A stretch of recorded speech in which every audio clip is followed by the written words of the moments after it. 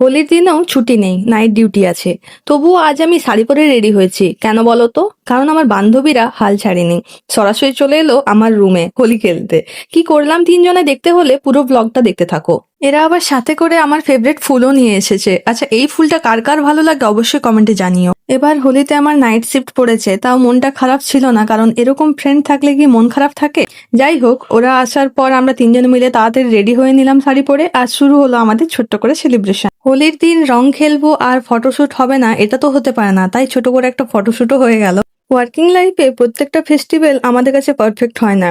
প্রত্যেকটা ফেস্টিভ্যালে আমরা বাড়ির লোকের কাছে থাকতে পারি না, কিন্তু এই ছোট ছোট মুহূর্তগুলোতেই আমাদেরকে আনন্দ খুঁজে নিতে হয়।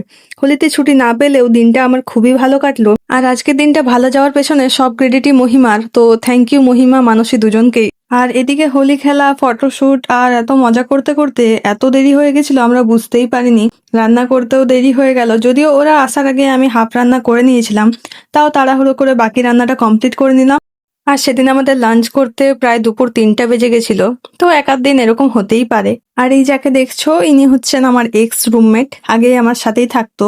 তোর অ্যাকচুয়াল পোস্টিং যেখানে, তারপর সেখানে চলে যায়। আর এদিকে আমি গোপাল ভাঁড় দেখতে দেখতে লাঞ্চ করছিলাম, কারণ গোপাল ভাঁড় না দেখলে ভাত আমার পেটে যায় না। কে কে দুপুরে খাওয়ার সময় গোপাল ভাঁড় দেখো অবশ্যই কমেন্টে জানিও। আর এদিকে দুজন খেতে খেতে রিভিউ দিচ্ছিল যে কিরকম রান্না হয়েছে, আর রেসিপি জানতে চাইছিল যে আমি কিভাবে বানিয়েছি এত তাড়াতাড়ি। তো তোমাদের সবার হোলি কেমন কাটলো অবশ্যই কমেন্টে জানিও। তো তারপর ওরাও বাড়ি ফিরে গেল। তো দিনটা খুব ছোট হলেও খুব স্পেশাল ছিল, অনেক মজা হলো। আর আমিও একটু ঘুমিয়ে নিয়েছিলাম তারপর। তো ব্লগটা কেমন লাগলো অবশ্যই কমেন্টে জানিও, আর ভালো লাগলে একটা লাইক করে দিও, আর এরকম ভিডিও দেখার জন্য আমার চ্যানেলটাকে সাবস্ক্রাইব করে দিও।